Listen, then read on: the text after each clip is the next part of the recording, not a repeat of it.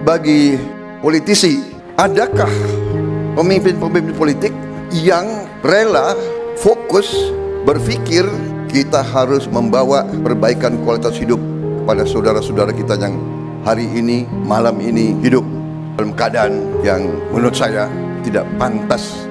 Assalamualaikum warahmatullahi wabarakatuh. Jumpa lagi kita di channel Sumber Dakwah Official. Nah, ini ada pidato yang sangat sayang untuk kita lewatkan dari Presiden terpilih, yaitu Pak Prabowo Subianto. Oke, tanpa berlama-lama langsung saja kita mulai videonya. Bismillahirrahmanirrahim. Assalamualaikum warahmatullahi wabarakatuh. Salam sejahtera bagi kita sekalian. Shalom, Om Swastiastu. Namo Buddhaya, salam kebajikan. Pertama-tama marilah kita panjatkan puji syukur kehadirat Tuhan yang Maha Besar, karena atas rahmat dan karunia-Nya kita diberi kekuatan untuk dapat menghadiri seminar nasional strategi perlindungan kawasan Pulau Jawa melalui pembangunan tanggul pantai dan tanggul laut, Giant Sea Wall, dalam keadaan sehat walafiat.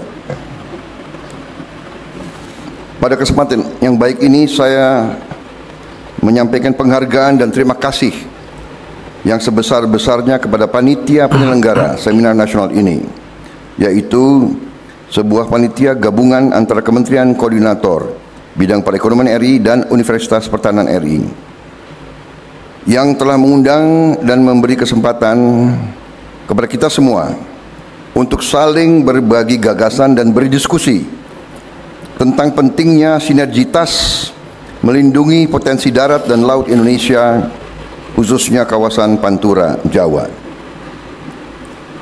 Ini menjadi penting karena potensi yang ada di kawasan Pantura Jawa sangatlah besar dan menentukan masa depan kita semua.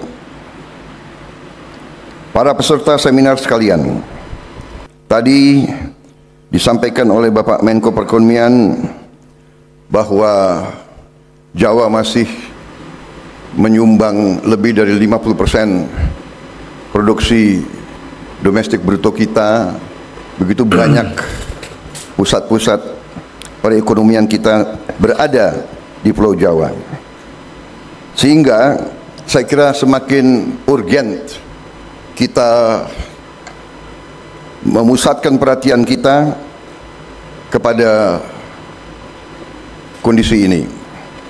Saya ingin menyampaikan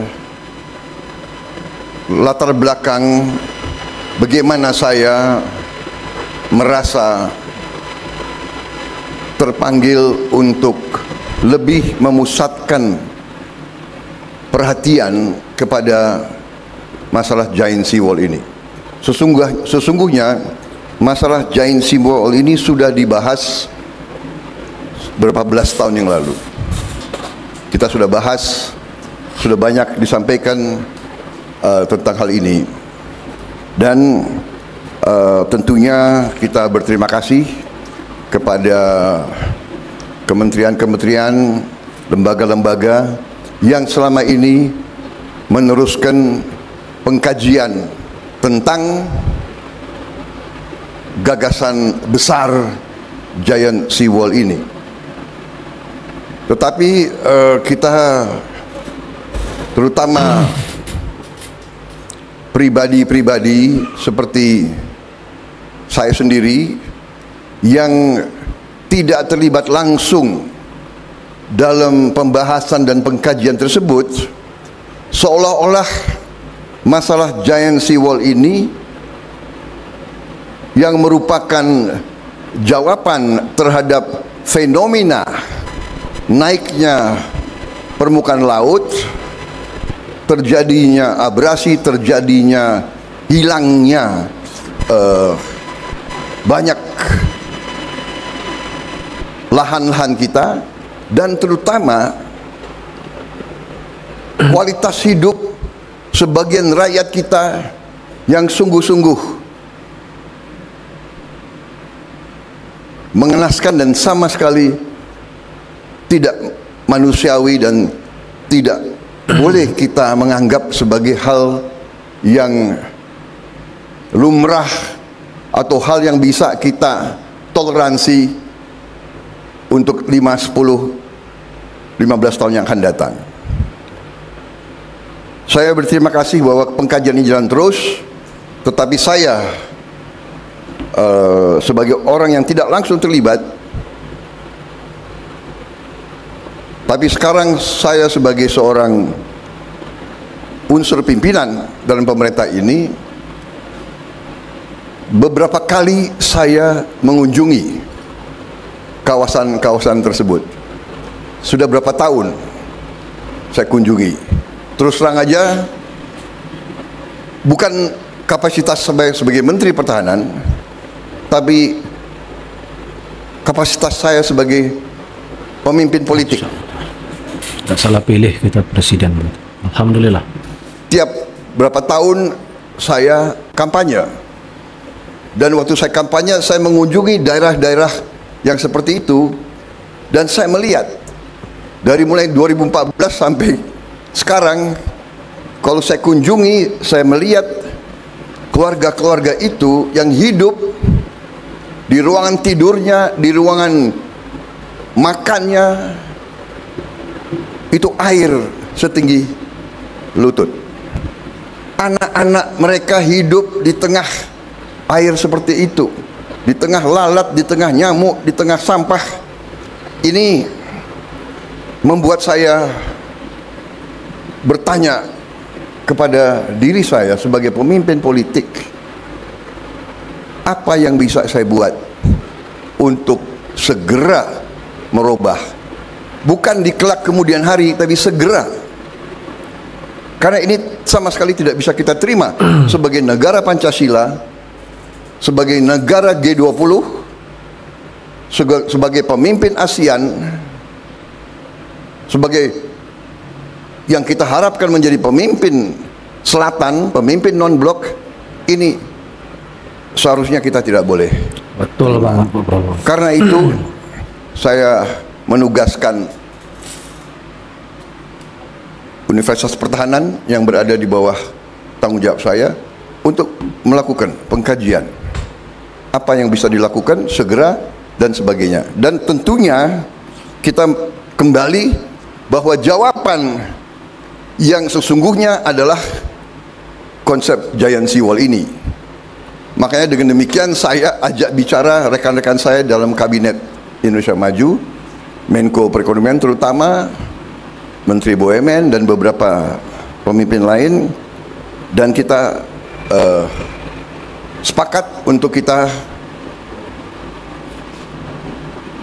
mengangkat kembali gagasan Giant Sea Wall ini supaya menjadi fokus perhatian. Ini sudah dilakukan oleh kementerian-kementerian, ATR, BPN sudah melakukan, Depdagri, kemudian beberapa PUPR terutama. Tetapi saya ingin ini menjadi pembicaraan, topik diskusi kalangan akademisi, kalangan pengusaha, kalangan teknokrat, engineers Indonesia, mengajak melakukan pendalaman terhadap masalah ini, sehingga ini yang sudah masuk proyek strategis nasional ini menjadi PSN yang sungguh-sungguh kita dahulukan, kira-kira seperti itu. Ini arah yang ingin saya utarakan di sini. Jadi maaf kalau saya bicara seperti ini sudah disiapkan apa itu? Keynote speech tertulis, tapi saya kira lebih bermanfaat kalau saya bicara secara garis besar, pokok pikiran mengapa saya merasa mendesak kita harus kumpulkan the best brains of our country. Otak-otak terbaik bangsa Indonesia kita harus kumpul bersatu, segera kita percepat pembangunan Giant Sea Wall ini untuk menyelamatkan masa depan bangsa Indonesia, Betul. terutama 50 juta rakyat kita yang hidup di pantai utara Jawa, aset-aset ekonomi yang begitu besar, sehingga pertumbuhan ekonomi berjalan, tapi segera kita atasi tantangan dan terutama kualitas hidup rakyat kita. Saya kira intinya itu. Jadi saya sangat berterima kasih kepada Menko Perekonomian dan seluruh jajarannya, kepada semua KL, ya, dan saya berharap seminar nasional ini merangsang suatu pembahasan yang sangat serius tentang hal ini. Dan ada sesuatu kecenderungan bagi manusia normal kalau melihat kesulitan yang begitu besar dan mengetahui bahwa jawaban terhadap kesulitan itu begitu besar pula, sehingga ingin menunda pemikiran, ingin menunda pembahasan. Nah, ini saya kira sangat merugikan kita semua. Dan juga bagi politikus biasanya berpikir dalam kurun waktu 5 tahunan. Kita mengerti bahwa kekuasaan ada di tangan pemimpin politik. Kita mengerti bahwa negara berjalan dalam sistem politik melalui partai-partai politik, yang partai-partai politik itu diawaki oleh politisi, dan politisi itu berpikir 5 tahunan karena dia akan berkuasa atau tidak berkuasa 5 tahunan. Masalah giant seawall mungkin nanti para engineers, para pakar akan faham dan akan menyampaikan. Saya yakin masalah seawall ini mungkin membutuhkan waktu 40 tahun mungkin sampai selesai, mungkin lebih. Pengalaman negeri Belanda ya seperti itu, 40 tahun. Nah, sekarang masalahnya, adakah pemimpin-pemimpin politik yang rela fokus berpikir, mengerahkan segala kemampuan dalam kurun waktu 40-50 tahun? Ini kewajiban kita. Dan mungkin seandainya Pak Erlangga, para menteri sekalian, seandainya kita katakanlah mulai pembangunan besar-besaran dalam waktu-waktu yang akan datang, katakanlah 3, 4, 5 tahun akan datang, mungkin kita tidak akan lihat selesainya giant seawall ini. Berhasilnya giant seawall ini mungkin terwujud 25 tahun, 30, bahkan 40 tahun yang akan datang. Tapi disitulah tanggung jawab kita untuk generasi yang di bawah kita. Kita harus berani mulai. Kita harus berani untuk mengalokasi sumber daya. Tadi kalau kita lihat untuk fase pertama saja AB itu 164 triliun. Ya kan? Mungkin semuanya nanti yang saya pernah dengar itu akan memakan 50 sampai 60 miliar dolar, mungkin lebih. Nanti selalu akan ada yang mengatakan apakah bisa, ya kan? Ini masalah bukan apakah bisa atau tidak bisa, ini harus. Kalau tidak pantai utara tenggelam, ya kan? Saya kira itu yang ingin saya sampaikan.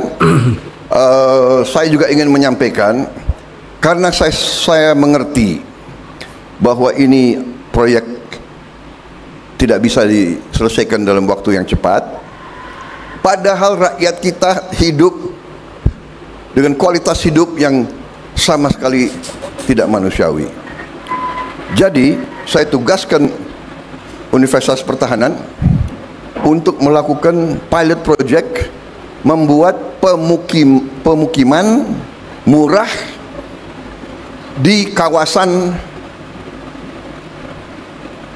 terendam air. Jadi dua pola, satu rumah-rumah di atas panggung yang merupakan kearifan nenek moyang kita, kan begitu, ya kan? Kalau tadi berapa? 25 cm setahun, berarti kalau 20 tahun berapa itu? 500 cm. Berarti panggung ini harus bisa di atas genangan setinggi itu. Yang kedua polanya adalah rumah terapung, rumah murah terapung. Dan kita sudah menemukan prototip dibantu oleh PT PAL yang ahli kapal, PT LAN dengan para engineers dari Universitas Pertahanan. Kita menemukan dua prototip rumah murah terapung yang nilainya adalah 130 juta rupiah satu rumah. Sudah termasuk solar panel, tenaga surya, sudah termasuk septic tank, sehingga dia bisa hidup off grid tanpa tergantung PLN, dan dia bisa hidup dengan sanitasi yang bersih, dengan teknologi bioteknologi yang modern, mikroba dan sebagainya. Dan ini kita sudah mulai prototipnya, dan untuk demikian saya memberi anggaran, saya kasih sedikit spelling, ya kan? Perencanaan mereka bagus, 130. Saya bikin, sudah, kok saya kasih anggaran lebih 150, ya kan?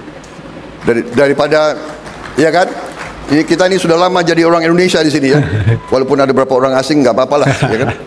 Budaya Indonesia itu suka markup, sekalian aja saya kasih spelling yang sah, jadi dia nggak usah tipu-tipu, ya kan? Lebih baik kita terbuka, kasih spelling, bikin yang terbaik untuk rakyat kita segera. Jadi dengan demikian 150 juta hitungan saya bisa dipakai mereka ini selama 10 tahun atau 15 tahun. Kalau 10 tahun berarti 150 juta, 15 juta setahun untuk satu keluarga hidup dengan bersih, hidup dengan sehat, anak-anaknya tumbuh dengan baik, sambil gagasan besar ini kita jalankan. Pada saat ini jadi, ya mereka akan dipindahkan. Jadi kita ingin nelayan-nelayan kita ingin mereka yang hidup dari laut, hidup di pantura, hidup layak sebagai warga negara bangsa yang terhormat. Dan ini tujuan kita, ini tujuan pemerintah. Pokoknya kita nggak salah pilih untuk presiden di tahun 2024. Alhamdulillah. Kita ini Koalisi Indonesia Maju, semua menteri bekerja ke arah situ. Dan kita sudah buktikan, Menteri KKP sudah buat desa nelayan contoh yang sangat modern, sangat manusiawi. Kita berharap replikasi di mana-mana seperti itu. Jadi saudara-saudara, kira-kira demikian yang bisa saya sampaikan, dan tentunya saya berharap nanti tokoh-tokoh, pengusaha dan sebagainya kalau ingin sedikit membantu, ya mungkin ikut dalam proyek yang saya sedang mendorong, juga supaya nanti kementerian-kementerian lain juga ikut mendukung dengan regulasi dan sebagainya, supaya kita segera merubah kualitas hidup sebagian rakyat kita. Tidak mungkin kita buat sekian puluh ribu rumah dalam waktu sekejap. Tetapi lebih baik kita mulai daripada kita tidak mulai sama sekali. Lebih baik kita berusaha daripada tidak berusaha sama sekali. Saya punya suatu pandangan filosofi bahwa kita tidak boleh menyerah, apalagi menyerah sebelum berjuang. Ini adalah tugas mulia kita bersama. Kita harus membawa perbaikan kualitas hidup kepada saudara-saudara kita yang hari ini, malam ini hidup dalam keadaan yang menurut saya tidak pantas bagi pemimpin ASEAN, bagi negara yang menjadi panutan daripada banyak negara dewasa ini. Terima kasih atas perhatian saudara-saudara. Terima kasih atas jerih payah kalian. Semoga seminar nasional ini membawa suatu pengertian, dan kedua, membawa suatu tindakan yang pertama mempercepat terwujudnya gagasan ini, mempercepat supaya meyakinkan seluruh stakeholder, ya kan, meyakinkan semua tokoh-tokoh yang berpengaruh, karena ada saja sudah mengerti strategi besar, sudah mengerti kepentingan besar, sudah mengerti keputusan politik, masih saja berpikir sektoral. Masih ada yang berpikir yang tidak mau kerjasama dengan secepat-cepatnya demi rakyat kita. Ini yang kita ingin mendobrak melalui kegiatan semacam ini, seminar nasional semacam ini. Terima kasih Pak Erlangga, terima kasih leadership Anda, juga terima kasih Pak Hadi, leadership Bapak dalam mempercepat semua proses ini. Mendagri semuanya bekerja, Menteri KKP saya sangat menghargai terobosan-terobosan Bapak. Itu Pak Jenderal semua. Mendak juga keberpihakan Bapak terhadap pedagang-pedagang kecil, pengusaha-pengusaha kita, saya hargai. Terima kasih. Wassalamualaikum warahmatullahi wabarakatuh. Nah guys, Masya Allah, pokoknya kita tidak salah memilih Pak Prabowo Subianto. Kami bangga dengan Pak Prabowo Subianto. Jadi bukan sekedar omon-omon yang mengaku bersama wong cilik, tapi kenyataannya ya kita nilai sendirilah pokoknya. Jadi kita tahu yang mana negarawan sejati yang memang benar memikirkan rakyat kecil. Dah, saya akhiri. Tetap jaga persatuan Indonesia, jangan mau terpecah belah, dan tentunya jangan mau termakan isu hoax. Wabillahi taufiq wal hidayah. Assalamualaikum warahmatullahi wabarakatuh.